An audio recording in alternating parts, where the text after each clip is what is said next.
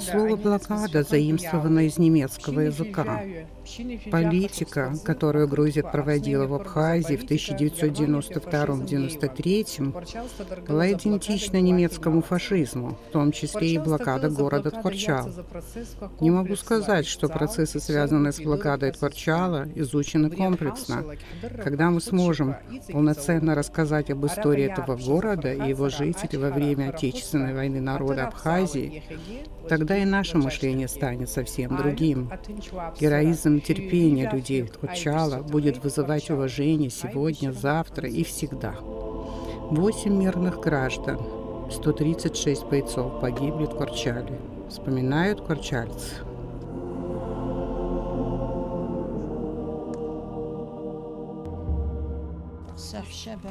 Я была в больнице со своей сестрой, когда узнала, что в Тхорчал вылетели 2 вертолета. Мы обрадовались, потому что вертолеты повезли в Тхорчал продукты. Вы в Гудауте были? Я в больнице за ней ухаживала.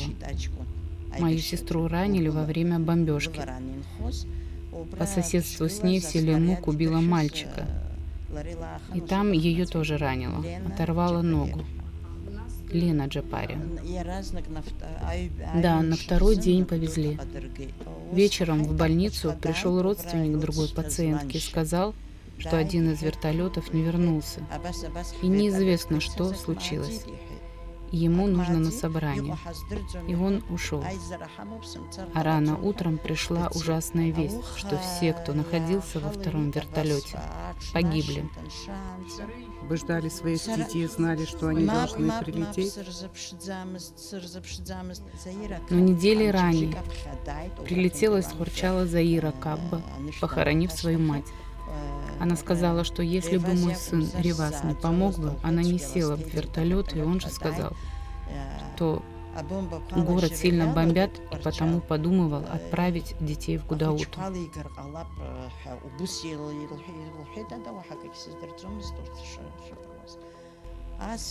Я стала убиваться, как услышала, переживать, даже не думая, что там мои дети. Ну, вдруг знакомые или родственники. Все свои, кто будет лететь из Тхорчала. Моя сестра Лена стала меня успокаивать. «Не плачь», — говорит, — «в понедельник Ревас бы детей не отправил». Рано утром, попросив посмотреть за сестрой, я пришла в центр Гудаута, чтобы узнать что-нибудь. Здесь был вывешен список погибших.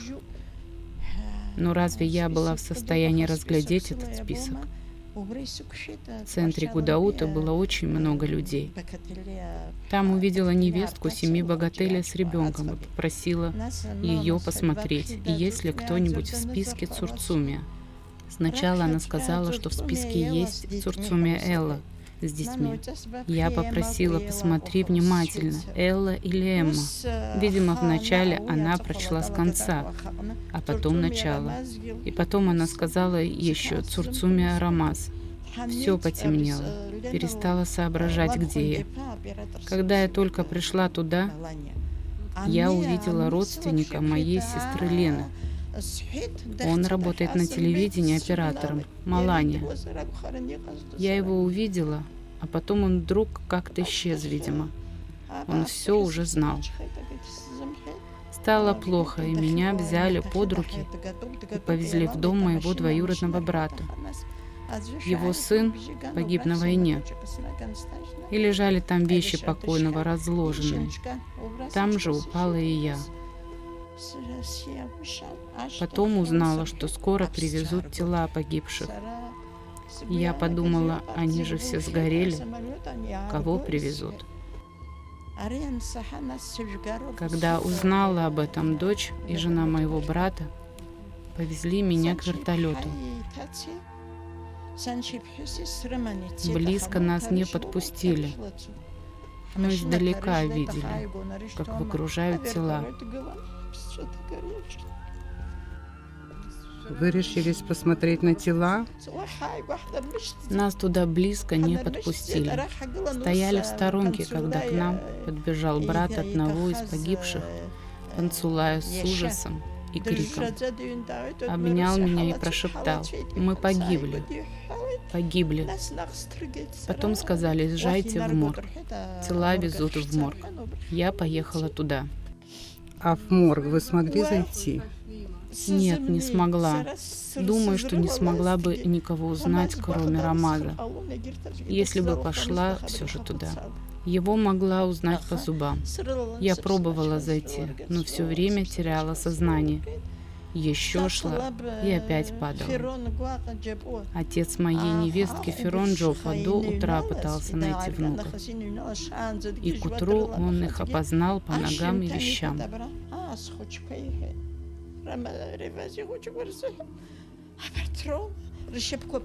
Ножки детей были целыми, не обгорели. Вот так и опознал их. И так 3 моих внуков. В том числе месячного ребенка мы похоронили в одном ящике первыми. Вдруг отец потом их захочет перезахоронить. 6 человек потеряла я. 3 внуков, 2 невесток и младшего сына Рамаза.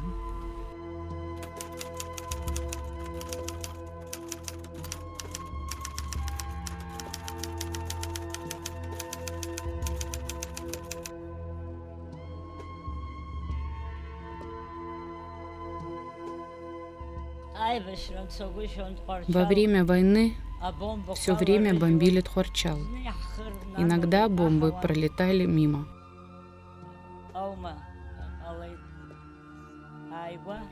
Но несколько раз падали совсем близко. 1 раз бомба упала к соседям во двор. Мы жили совсем близко. Его казарму разрушило, и нашу. О какой семье речь идет? Амичба Вова Шамилевича. Когда бомба упала, раздался крик, мы все побежали. Ему оторвало руки и ногу. Мы ничего не нашли. Соседи нашли 2 его пальца.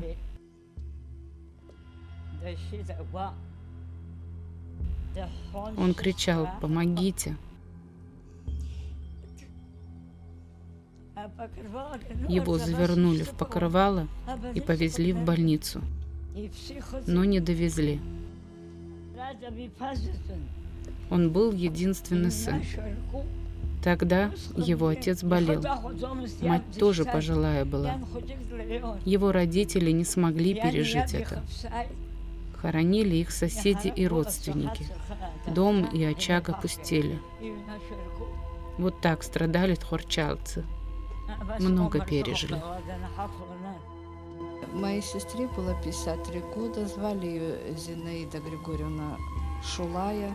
Работала она в исполкоме с 19 лет. Во время войны грузинские оккупанты не щадили никого. Ни мирное население, ни детей, ни стариков, никого. Наш город обстреливали почти каждый 3-й день. И при последнем обстреле 6 июня 1993 года погибла моя сестра, двоюродная, которой было 53 года. Она утром пошла, во второй половине дня ушла за дровами. И во время уже, когда возвращалась домой, застал ее обстрел со стороны поселка. Последний обстрел был. И там она погибла. Погибла ее, разорвало 2 снарядами, оторвало правую руку, левую ногу. Так ногу так и не нашли, так ее захоронили. Попала она в больницу. В больнице ей оказывали огромную помощь, чтобы сохранить ей жизнь, но не смогли.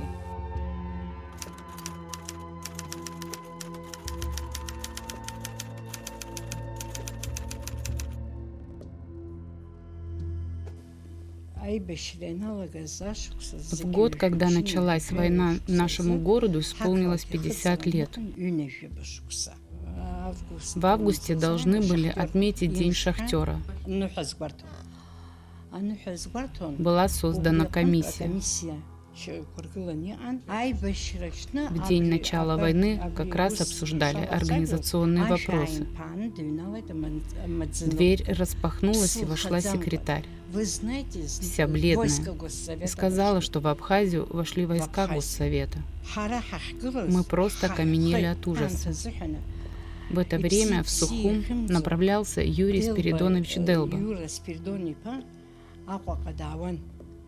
Увидев танки, он всеми силами ухитрился вернуться и сообщил нам, что происходит. Что и говорить, сразу все услышали. Люди собрались моментально. Кто как мог, у кого палки, у кого оружие. Руководители города были все молодые, не знали, что такое война, что делать в такой ситуации. И потому те, кто постарше, сразу как-то встали, всколыхнулись. Возникло много проблем. Это был август. Была еда, овощи, фрукты. Приехало много людей, которые жили в близлежащих селах. Беженцы, когда собрались, был избран военный комендант Валерий Цвижба. Он как раз приехал из Красноярска. Мужчины и стар, и млад ушли на войну. Но война войной, многие остались. Остались женщины, дети, старики, больные.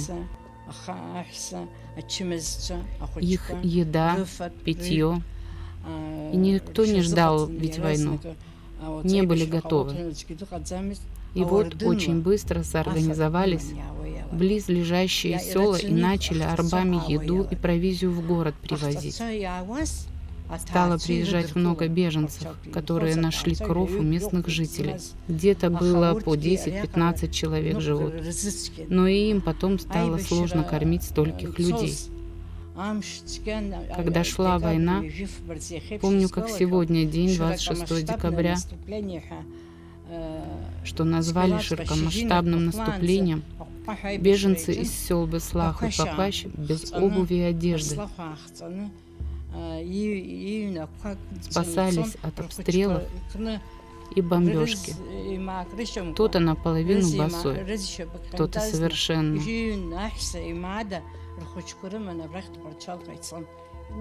Сердце кровью обливалось. Невозможно было без слез смотреть на это. Местные жители помогали раненым, отдавали последние. Мы организовали по городу штабы. Нужна была даже одежда. Полуголые пришли дети. Еда тоже нужна была. Рано утром приносили в госпиталь молоко, мацони. Люди пытались также делиться с лежачими в больнице. Местные жители русские отозвались на общую беду. На второй же день отозвались. Сразу же начали давать вещи. Ничего не пожалели. Они старшие были, опытные, знали, что такое война. И сразу же начали всем делиться. Мы все же были связаны с деревней. Нам привозили продукты.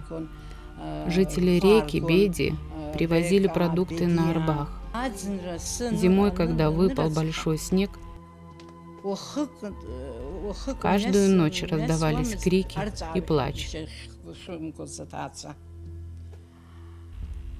Голод, холод, большой снег. Не как обычно, а большой снег выпал тогда. Больные, старики и дети. Женщины ходили в лес, русские особенно. Собирали там всякое годное. Корешки.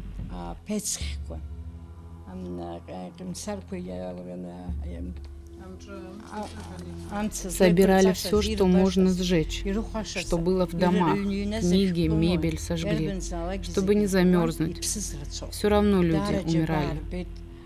Очень трудно было, особенно женщинам. Агница Кучуберия в своем доме выхаживала раненых. был создан Союз женщин. Красный Крест. Тина Кварча приехала из Гудаута, чтобы помогать. Разбирала письма. Ночью разносила их по домам. У людей не было одежды, не было чем ее стирать. Местные жители собирали кто что может и раздавали. Город бомбили постоянно.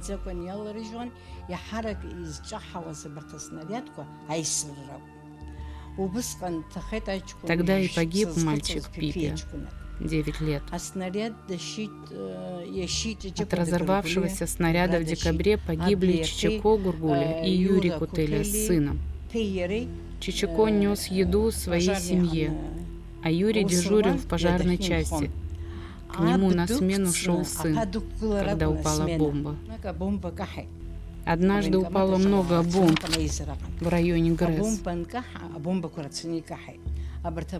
Некоторые взорвались, а одна осталась в трубе и не разорвалась. Это нас и спасло, потому что я живу недалеко от этого места. Когда стали бомбить ГРЭС,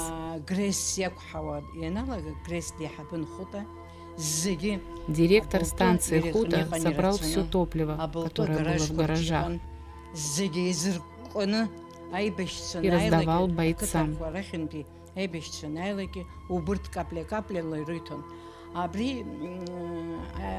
Во время бомбежки все люди боялись.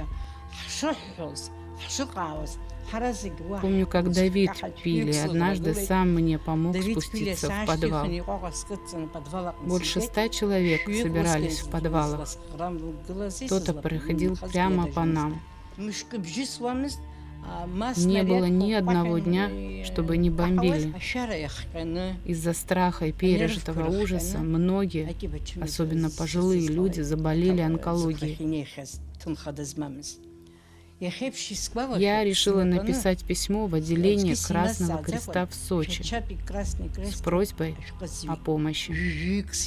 Вот так я смогла отправить туда 9 человек, когда были машины и караван. Наши врачи оперировали прямо под бомбами, не обращая внимания на взрывы и осколки. Сверху бомбили. Что-то над ними рушилось. Осколки сыпались прямо на них.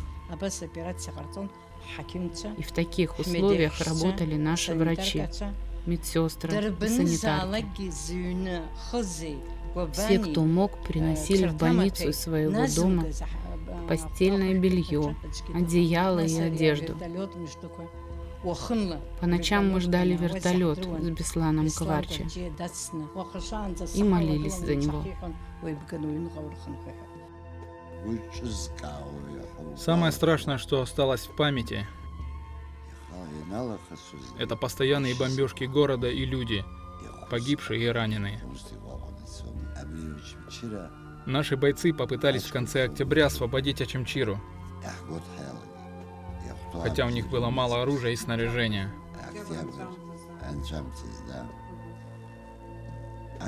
Погода была ужасная.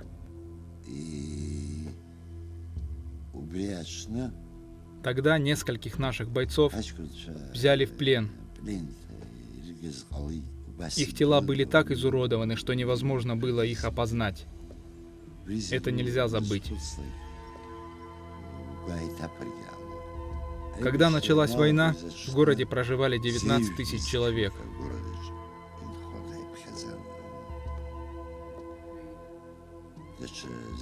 Еще столько же людей приехали беженцами. Больница в Акармаре не справлялась. Тогда спустились в центральную больницу. Было всего 8 хирургов, которые оперировали и днем, и ночью.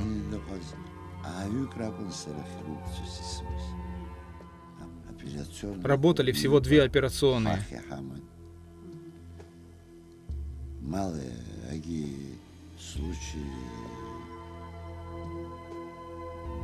А если бомбили, то оперировали в подвале. Отец этого мальчика работал в нашей больнице водителем.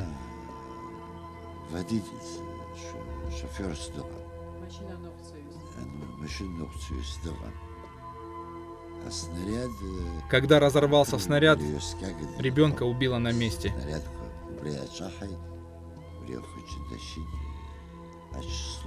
С 25 октября у нас вообще не было света.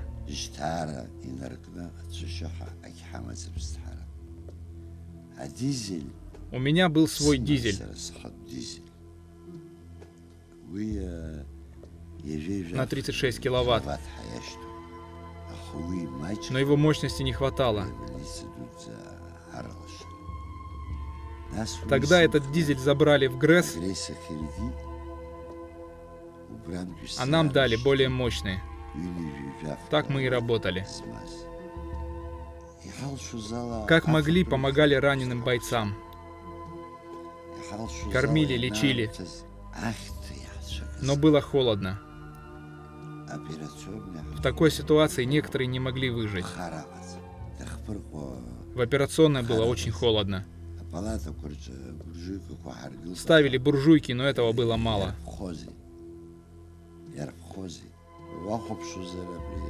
Могу сказать, что 83% мы смогли спасти, учитывая время и ситуацию. Во время высадки десанта в Тамыше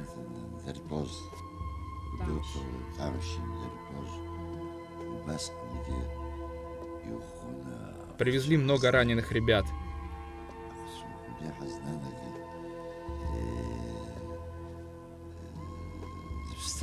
Были и те, кого не смогли спасти.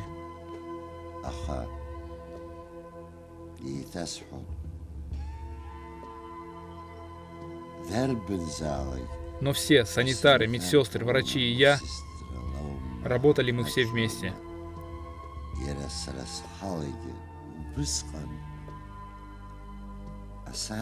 Наши хирурги вошли в операционную в 7 вечера и до утра оперировали без отдыха. У нас было детское отделение.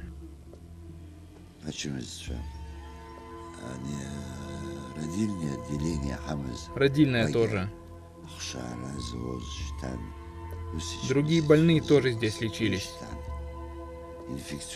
Инфекционное отделение поделили. Там принимали раненых с легкими ранениями. Конечно, было очень тяжело и морально, и физически.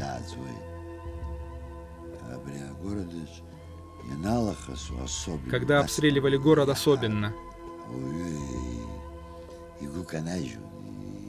Много раненых приносили прямо на руках. До войны на каждую койку было по 3 комплекта белья.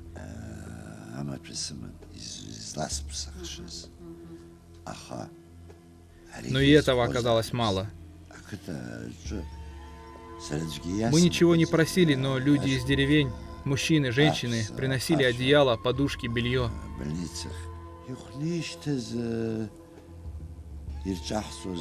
Забивали скотину и приносили мясо. В основном варили первое блюдо. Раненые не голодали.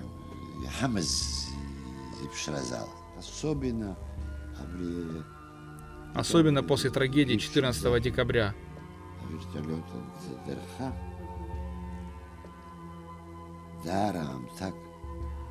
Долго не прилетали вертолеты, и продукты стали заканчиваться.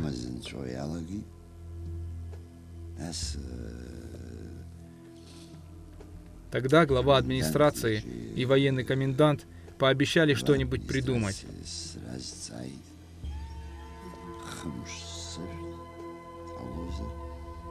Через 3 дня мне организовали вылет в Гудауту, и я привез полный вертолет провизии.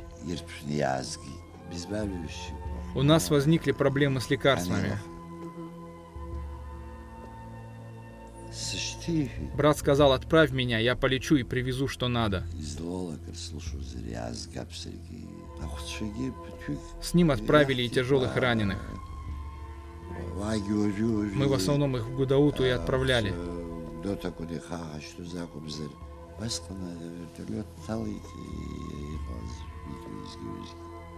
Сколько людей погибли в этом вертолете. И женщины, и дети.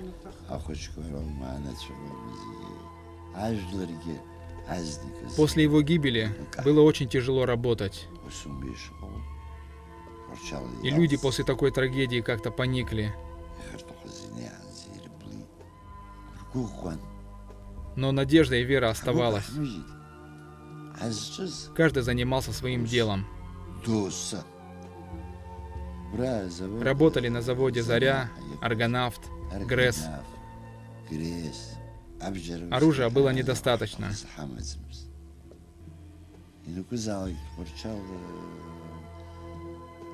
В Тхварчале всегда были хорошие инженеры, химики. Много проблем сами решали. Даже оружие и бомбы делали. Под моим руководством работали врачи Чагава, Попава, Шиповалов, Миндинов, братья Минджиашвили, невропатолог Калтукова, Фаина Сабо,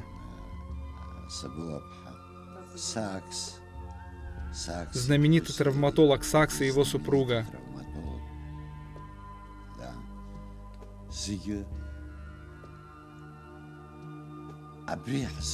Никто не жаловался, все работали вместе.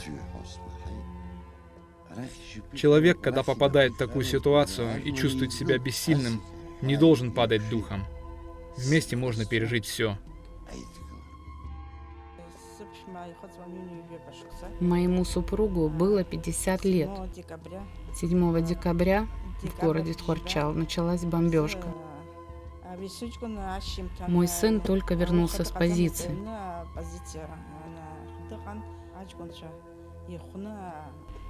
Привез раненых. Им нужна была кровь. Я попросила его: побудь немного дома, отдохни. Но он отказался. Сказал, что должен сменить отца, который был на смене в пожарной части. В тот момент, когда сын подходил к пожарной, упала бомба. Сына убило на месте, а супруг жил какое-то время. Его повезли в госпиталь. Услышав разрыв снаряда, я стала беспокоиться за сына Виталия.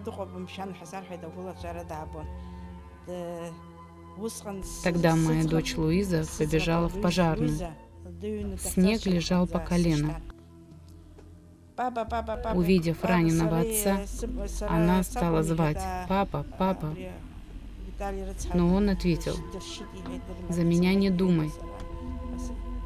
Виталика увезли мертвым. Супруг был в сознании. Я молилась, чтобы кто-нибудь выжил. Но в больнице он прожил минут 20. 1 сын и 2 дочери. Он был не женат.